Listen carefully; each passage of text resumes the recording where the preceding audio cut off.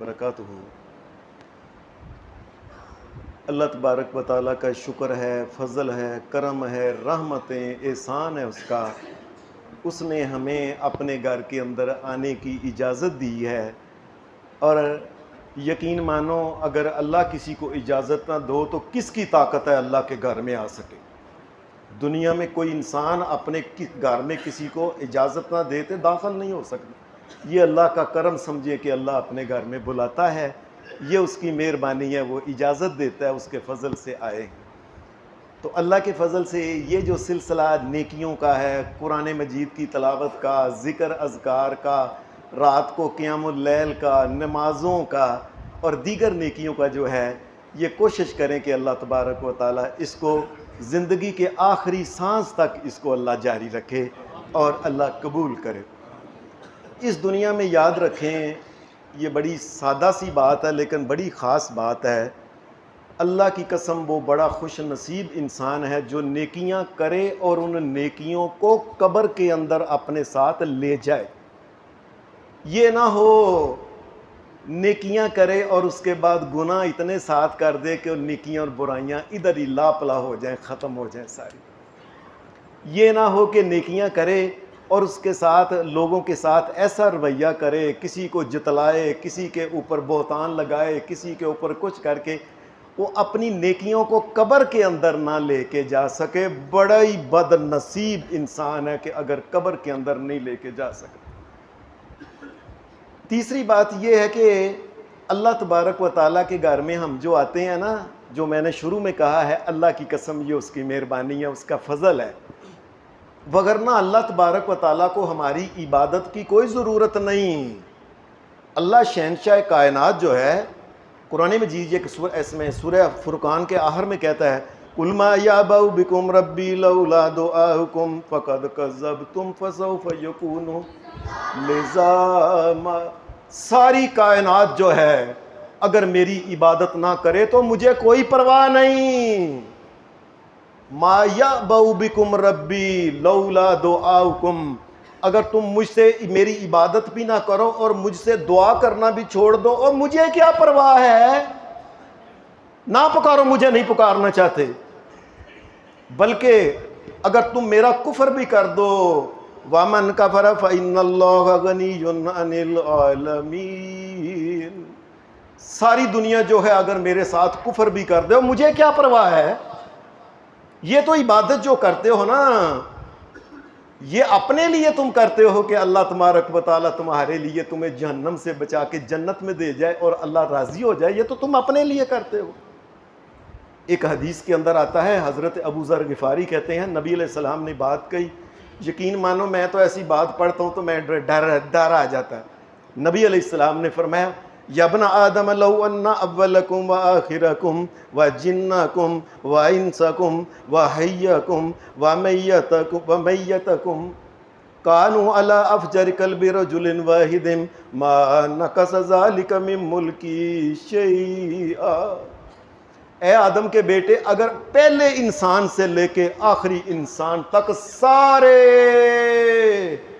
زندہ بھی مردہ بھی اگلے بھی پچھلے تمام کے تمام تم اتنے برے ہو جاؤ نا جتنا برا ابلیس ہے، شیطان جتنے بھی اگر تم برے ہو جاؤ، ما نقص ذلک من ملکی شیئا، اور میری بادشاہت میں ایک ذرہ کے برابر بھی فرق نہیں پڑتا، میں پہلے کی طرح بادشاہ کا بادشاہ ہوں۔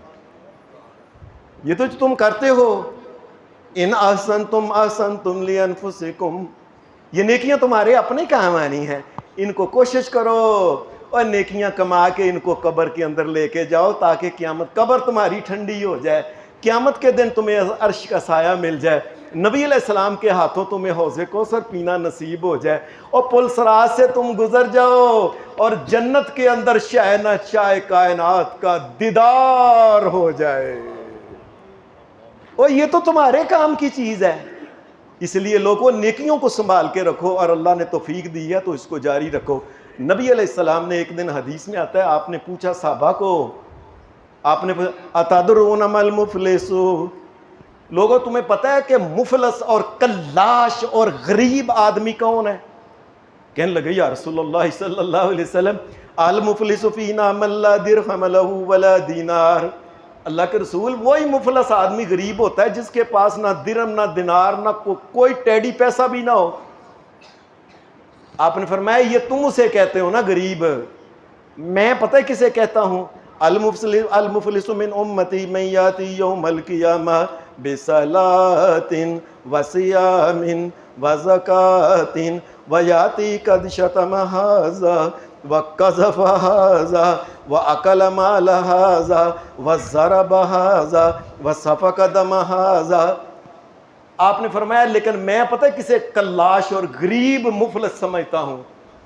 کہ جو قیامت کے جو دنیا میں بڑی نیکیاں تو کما لیتا ہے، نماز روزہ زکوٰۃ ساری کر کے، لیکن اس کے ساتھ وہ گناہ بھی بڑے کرتا ہے، اور قیامت کے دن جب اللہ کے سامنے جائے تو جن کے ساتھ انہوں نے زیادتی کی تھی، جن کا حق مارا تھا، وہ بہنیں، وہ بھائی، وہ گاہک، کلا کلا گاہک یاد رکھو دکانداروں، اللہ کے سامنے اس نے پیش ہو کے کہنا کہ اس نے میرے ساتھ بے ایمانی کر کے 2 نمبر کی تھی، یہ سارے قیامت کے دن اس کے سامنے آ جائیں گے۔ اور یہ بڑی نمازیں لے کے آیا تھا، روزے صدقہ زکوٰۃ، انہوں نے اللہ کے سامنے کہا کہ یا اللہ ہمارے ساتھ انصاف کیا جائے، یہ بے ایمان آدمی ہے۔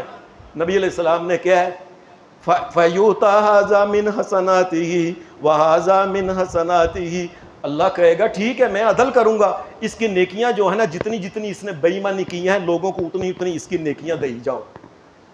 فَإِنْ فَنِيَتْ حَسَنَاتُهُ قَبْلَ أَنْ يُقْضَىٰ عَلَيْهِ أُخِذَ مِنْ خَطَايَاهُمْ فَتُرِكَتْ عَلَيْهِ ثُمَّ تُرِكَ فِي النَّارِ۔ نبی علیہ السلام نے فرمایا اس کی نیکیاں دینے اب شروع کرا، کچھ پہنوں دے، کچھ گاہکوں نو دے، کوئی فلانے نو دے۔ اور لوگوں میں بار بار کہتا ہوں کہ اپنے گاہکوں کے ساتھ ذرا بے ایمانی نہ کرنا، یہ نہ ہو کہ سارے گاہک قیامت کے دن لین لگی ہو کہ یہ بے ایمان انہوں نے میرے ساتھ یہ فرمایا۔ ان کو نیکیاں دی جا رہی ہیں اور نیکیاں مک گئی ساری، وہ ساری لے گئے، لیکن ابھی بندے ہیں جو کہتے ہیں ہمارے ساتھ انصاف نہیں ہوا۔ اللہ کہے گا کوئی گل نہیں، اُخِذَ مِنْ خَطَايَاهُمْ فَتُرِكَتْ عَلَيْهِ، چلو پھر اس طرح کرو، اس کی نیکیاں مکی ہیں، تم اپنے گناہ جو ہے نا وہ اس کے نامہ اعمال میں ڈال دو، اس کے نامہ اعمال میں ڈال۔ ثُمَّ تُرِكَ فِي النَّارِ، آپ نے فرمایا کہ اس کے بعد اس نے دیکھا کہ میں تو بڑا امیر تھا، یہ بندہ ہے جس کے پاس اب کچھ نہیں رہا، اور اس کو پکڑ کے جہنم کے اندر پھینک دیا۔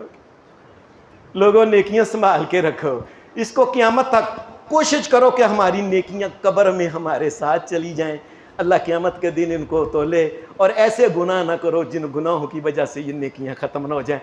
اور اللہ نے ایک موقع دیا ہوا ہے، اس کو سنبھال کے رکھو، بار بار موقع نہیں ملتا۔ اللہ ہمیں نیکی کی توفیق دے۔ صلی اللہ علیہ وسلم۔